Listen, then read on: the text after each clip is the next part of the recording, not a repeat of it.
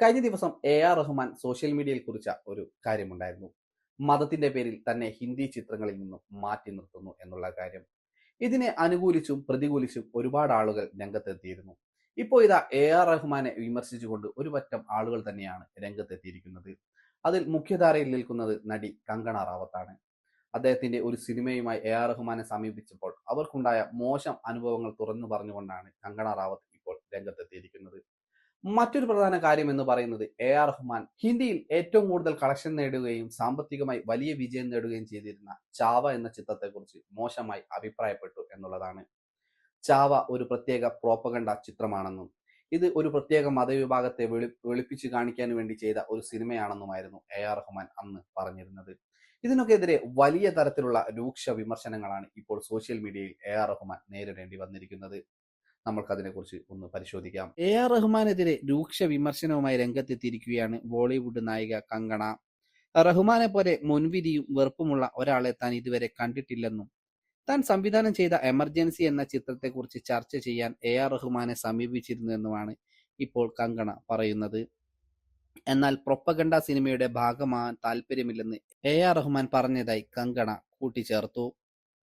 ഇൻസ്റ്റാഗ്രാമിൽ പങ്കുവച്ച സ്റ്റോറിയിലൂടെയായിരുന്നു കങ്കണയുടെ പ്രതികരണം. എന്നാൽ വിക്കി കൗശൽ നായകനായി എത്തിയ ചാവ എന്ന ചിത്രത്തെക്കുറിച്ച് റഹ്മാൻ നടത്തിയ പരാമർശത്തിന് പിന്നാലെയാണ് കങ്കണയുടെ പ്രതികരണം. ചാവ വിഭജനമുണ്ടാക്കുന്ന ഒന്നാണെന്നും അത്തരം വിഭജനങ്ങളെ സിനിമ മുതലെടുക്കുകയാണെന്നുമായിരുന്നു റഹ്മാന്റെ വിമർശനം. ഒരു കാവി പാർട്ടിയെ പിന്തുണയ്ക്കുന്നതിനാൽ സിനിമാ മേഖലയിൽ നിന്ന് എനിക്ക് വളരെയധികം മുൻവിധിയും പക്ഷാപാതവും നേരിടേണ്ടി വന്നിരുന്നു. പക്ഷേ നിങ്ങളെക്കാൾ മുൻവിധിയും വെറുപ്പുമുള്ള ഒരു മനുഷ്യനെ ഞാൻ ഇതുവരെ കണ്ടിട്ടില്ല. ഞാൻ സംവിധാനം ചെയ്യുന്ന എമർജൻസി എന്ന ചിത്രത്തെക്കുറിച്ച് നിങ്ങളോട് പറയാൻ ഞാൻ അതിയായി ആഗ്രഹിച്ചിരുന്നു. ആഖ്യാനം മറന്നേക്കൂ. നിങ്ങൾ എന്നെ കാണാൻ പോലും വിസമ്മതിച്ചു.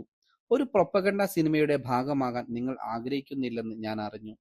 വിരോധാഭാസമെന്ന് പറയട്ടെ, എല്ലാ വിമർശകരും എമർജൻസിയെ ഒരു മാസ്റ്റർ പീസ് എന്ന് വിളിച്ചു. പ്രതിപക്ഷ പാർട്ടി നേതാക്കൾ പോലും എന്നെ അഭിനന്ദിച്ച് സന്ദേശമയച്ചു. പക്ഷേ നിങ്ങളുടെ വെറുപ്പ് നിങ്ങളെ അന്ധനാക്കിയിരിക്കുന്നു. എനിക്ക് നിങ്ങളോട് സഹതാപം തോന്നുന്നു. കങ്കണ ഇങ്ങനെയാണ് സോഷ്യൽ മീഡിയയിൽ കുറിച്ചത്. കഴിഞ്ഞ 8 വർഷമായി തനിക്ക് ബോളിവുഡിൽ അവസരങ്ങൾ കുറയുന്നുവെന്ന റഹ്മാന്റെ നിലപാടും വലിയ ചർച്ച തന്നെയായിരുന്നു. ബോളിവുഡിൽ വീണ്ടും അവസരങ്ങൾ ലഭിക്കണമെങ്കിൽ ഗർവാപ്പസി ചെയ്യണമെന്ന് VHP ദേശീയ വക്താവ് വിനോദ് ബർസാൽ പറഞ്ഞതും വലിയ ചർച്ച തന്നെയായിരുന്നു. അദ്ദേഹം ഒരിക്കൽ ഹിന്ദുവായിരുന്നു. എന്തിനാണ് അദ്ദേഹം ഇസ്ലാം മതം സ്വീകരിച്ചത്? ഗർവാപ്പസി, അതായത് ഹിന്ദു മതത്തിലേക്ക് തിരിച്ചു വരാൻ നിങ്ങൾ തയ്യാറെടുക്കൂ എന്നാണ് ഇദ്ദേഹം പറയുന്നത്. ഒരുപക്ഷെ നിങ്ങൾക്ക് വീണ്ടും അവസരം കിട്ടിയേക്കാമെന്നും VHP നേതാവ് കൂട്ടിച്ചേർത്തു. അതേസമയം നിതേഷ് തിവാരി സംവിധാനം ചെയ്യുന്ന ബ്രഹ്മാണ്ഡ ചിത്രം രാമായണത്തിൽ ഹാൻസ് സിമ്മറോടൊപ്പം സംഗീത സംവിധാനം നിർവഹിക്കുന്നത് റഹ്മാനാണ്.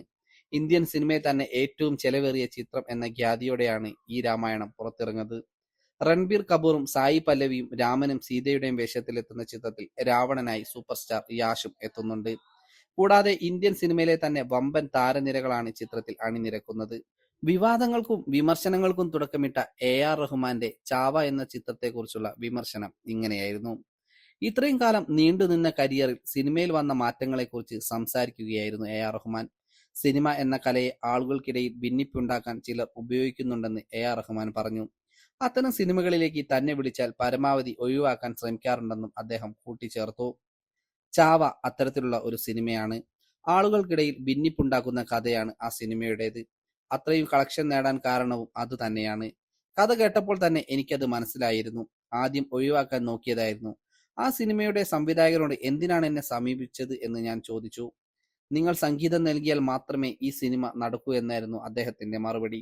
സിനിമയുടെ പ്രധാന കോർ ധീരതയാണെങ്കിലും അതിന്റെ പ്രധാന ഉദ്ദേശം ആളുകളെ തമ്മിൽ അകറ്റുക, ഹിന്ദുക്കളെയും മുസ്ലിങ്ങളെയും തമ്മിൽ ഭിന്നിപ്പുണ്ടാക്കിക്കുക എന്നത് തന്നെയായിരുന്നു. എന്നാൽ നമ്മുടെ നാട്ടിലെ പ്രേക്ഷകർ സ്മാർട്ടാണ്. അവരെ അത്ര എളുപ്പത്തിൽ സ്വാധീനിക്കാനാകുകയില്ല. സിനിമ എന്നത് ആളുകളെ സ്വാധീനിക്കാൻ കഴിയുന്ന ഒരു ആർട്ടാണ്. ചാവയ്ക്ക് അതിന്റെ പ്രധാന ഉദ്ദേശം നടത്താനായിട്ടില്ലെന്നാണ് റഹ്മാൻ പറയുന്നത്.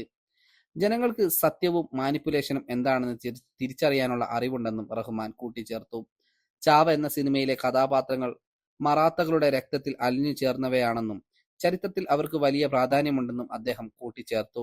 ചിത്രത്തിലെ നെഗറ്റീവ് കഥാപാത്രം ഓരോ ദുഷ്ടതകളും ചെയ്യുന്ന സമയത്ത് മാഷാ അള്ളാ, സുബ്ഹാൻ അള്ളാ എന്നൊക്കെ പറയുന്ന രംഗത്തിന് പ്രത്യേക ഉദ്ദേശമുള്ളതായി തോന്നിയിട്ടുണ്ടോ എന്ന ചോദ്യത്തിനും റഹ്മാൻ മറുപടി നൽകി. അതെല്ലാം വെറും ക്ലീശയായാണ് എനിക്ക് തോന്നിയിട്ടുള്ളത്. എനിക്ക് പ്രേക്ഷകരോട് ബഹുമാനം തോന്നുന്നത് അവരെ അത്ര പെട്ടെന്ന് വിഡ്ഢികളാക്കാൻ പറ്റാത്തത് കൊണ്ടാണ്. സിനിമകൾക്ക് അവരെ അത്ര വലിയ രീതിയിൽ സ്വാധീനിക്കാൻ സാധിക്കാറില്ല. തെറ്റായ വിവരങ്ങൾ നൽകാൻ ശ്രമിച്ചാലും അവർ എന്തെന്ന് തിരിച്ചറിയും. ആദ്യം അതാണ് അവർ അന്വേഷിക്കുക. ലക്ഷ്മൺ ഉദയകർ സംവിധാനം ചെയ്ത് 2025 പുറത്തിറങ്ങിയ ചിത്രമാണ് ചാവ. വിക്കി കൗശൽ നായകനായ ചിത്രം മറാത്ത രാജാവായിരുന്ന ഛത്രപതി സാംഭാജിയുടെ കഥയാണ് പറയുന്നത്. ബോക്സ് ഓഫീസിൽ നിന്നും 800 കോടിയിലേറെയാണ് ചിത്രം സ്വന്തമാക്കിയിരുന്നത്.